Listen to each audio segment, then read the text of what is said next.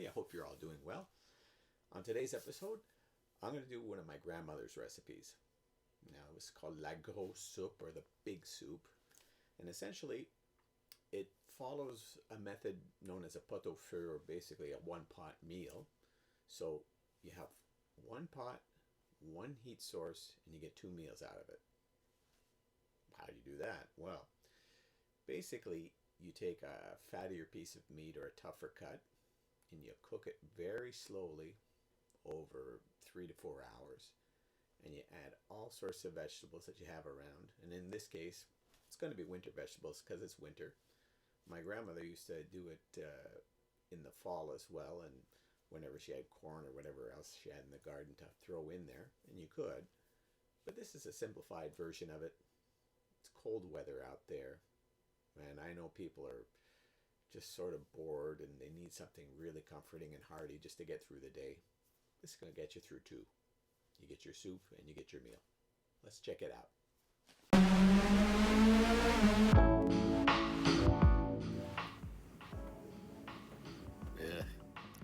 For the base of this soup, I'm going to use a fattier cut like this blade roast, but you could use an ossobuco, a shank, anything that is a little bit tougher and can resist the long cooking process of the soup.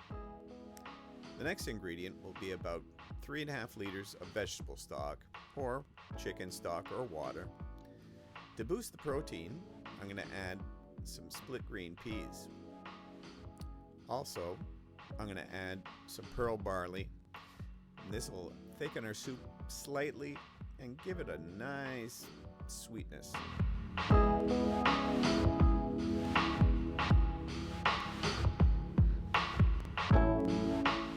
Now, the next 3 ingredients are typically known as a mirepoix. They're carrots, celery, and onions. You'll find this in almost every soup across the board, everywhere you go. Now, these add sweetness, texture, and flavor. And also, I'm going to add some heartier vegetables, the winter type, like a turnip and some potatoes. Now, you're going to notice later on that I'm going to cut them into different sizes and shapes. Now, there's a reason for this, but we'll take that one step at a time. First thing, we take our blade roast and we put it in the cold stock on the stove, and then we gradually bring it up to a boil. And then we're going to turn the heat down. Now, when it hits the boil and the impurities rise to the surface, skim them off. This removes some of the bitterness and gives some clarity to the soup. It's always a good practice. Try it out. So after we skim, we're going to add some chopped onions to our beef and stock. We're going to let this all go for about an hour. And make sure you get every little piece of onion in there. And we're going to also add some salt, approximately a teaspoon, and about the same amount of dried savory. And like I said, we let this cook out for about an hour.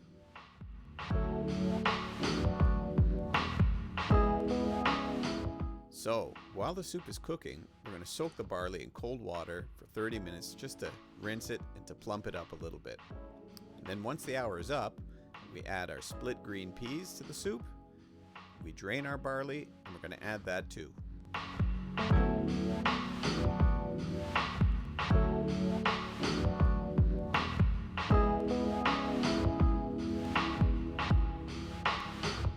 Once that's done, we let it cook out for 90 minutes. Now for the vegetables, you'll notice that I've cut on the right side more uniform and small in size, and on the left they're larger. The smaller sizes will break down more easily, and those are the soup component vegetables. The larger ones won't break down as easily, and those will be part of the supper component. Same thing with the big potatoes. See, they're big chunks, so they'll resist the cooking process and be part of our supper. Anyhow, the 90 minutes have elapsed, and I'm going to add the celery, the carrots, and all the diced up vegetables, and all the big ones, into the pot.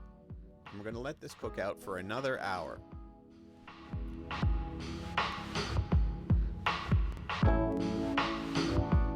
So after the hour, we fish out all the big vegetables and the meat, and that leaves us the small vegetables in our soup, really tasty, And then on a big platter, put all the big components on there, and that's our supper.